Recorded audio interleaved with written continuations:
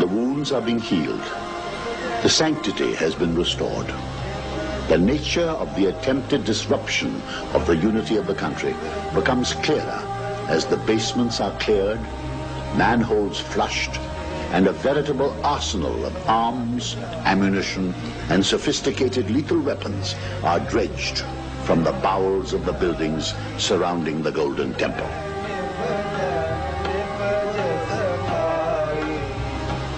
The dimension of the perfidy emerges in this interview with Major General Brar.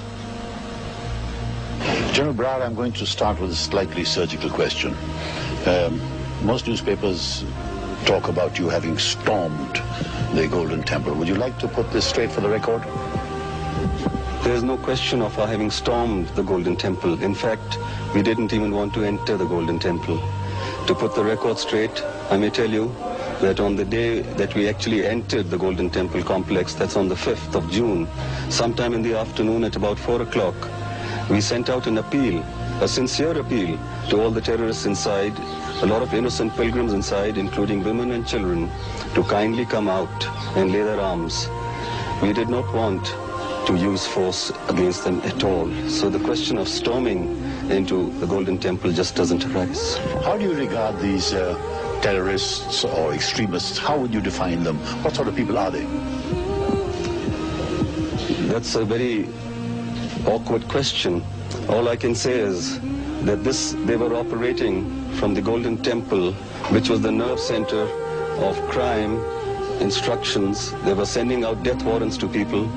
They were ordering murders of innocent people all over the country. You can even hear, you can still hear them firing outside the Golden Temple. Anyway, the fact is that every day there were a large number of murders being committed all over the country under instructions from the Golden Temple. These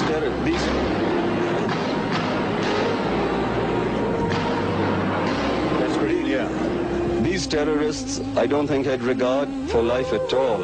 They were functioning from the holy shrine, a place for worship, and yet they had converted this into an arsenal.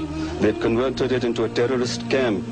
If one goes around this place and sees the hundreds and thousands of weapons, munitions, explosives that they kept here, I'm sure you'll have no doubts in your mind as to what sort of people they were.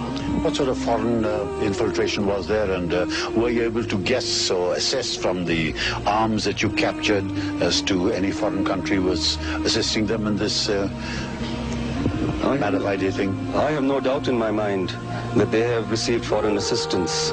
From some of the weapons that we've captured, we can see clearly the identification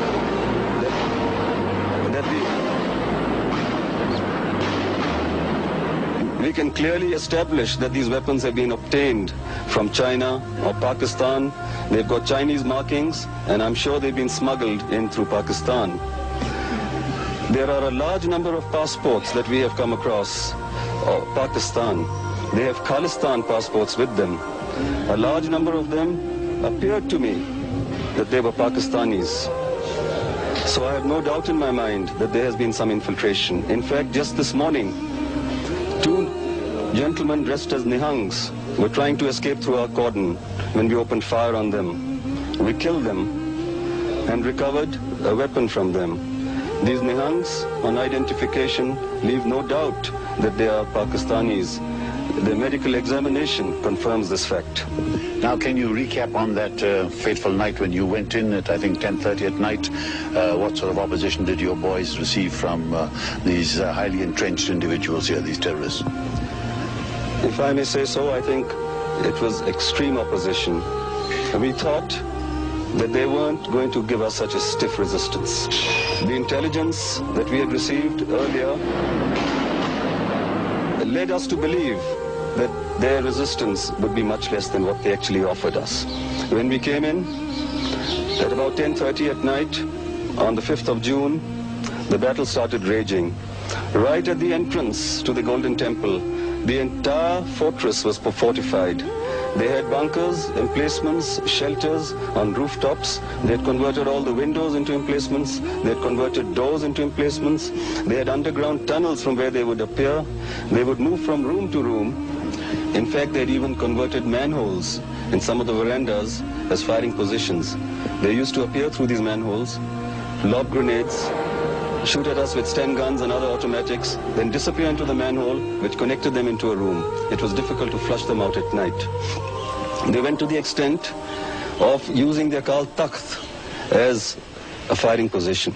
The Akal Takht had bunkers on the ground floor, bunkers which took on my troops at ground level. On both sides of the Akal Takht, they had emplacements and bunkers on the high-rise rooftops. Inside the Akal Takht, on all the floors, they had very fortified positions. In fact, it is revealing even now when you go onto the second floor of the Akal Takht that the floor is littered with thousands and thousands of rounds of ammunition that they expended. I have a feeling that that was their last-ditch stand. They put everything into it. It was do or die.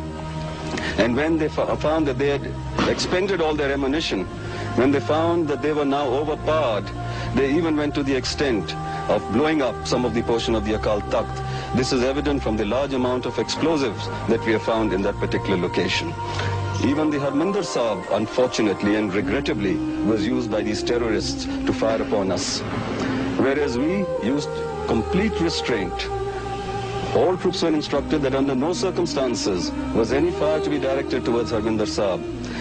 The terrorists brought down effective fire on us from all directions, from the Harminder Sahib complex as well as other places.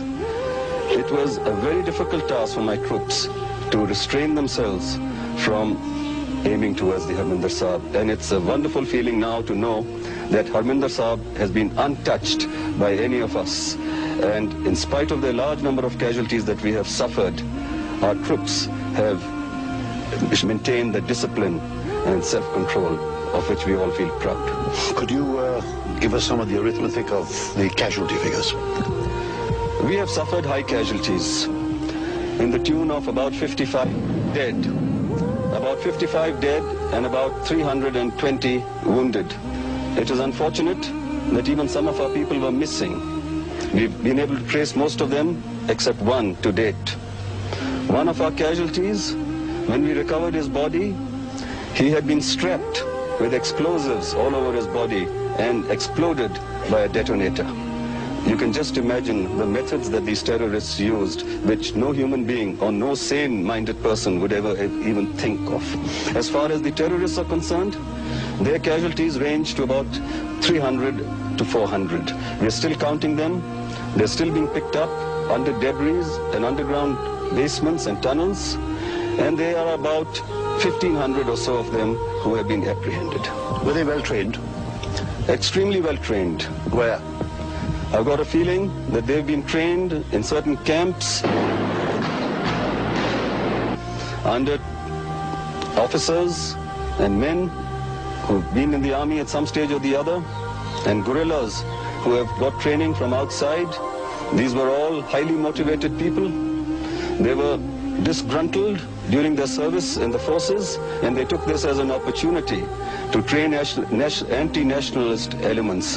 And I can tell you and assure you that the way they fought, it was a well-planned military operation, but the methods used by them were brutal. Now, one last question to end all questions. Could you tell us when the total sanctity of this area will be restored?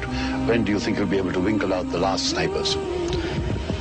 Well, I must say that we started restoring the sanctity of this place even before we entered in here. The very fact that we didn't touch Harminder Sahib itself shows that we had maintained the sanctity of this complex.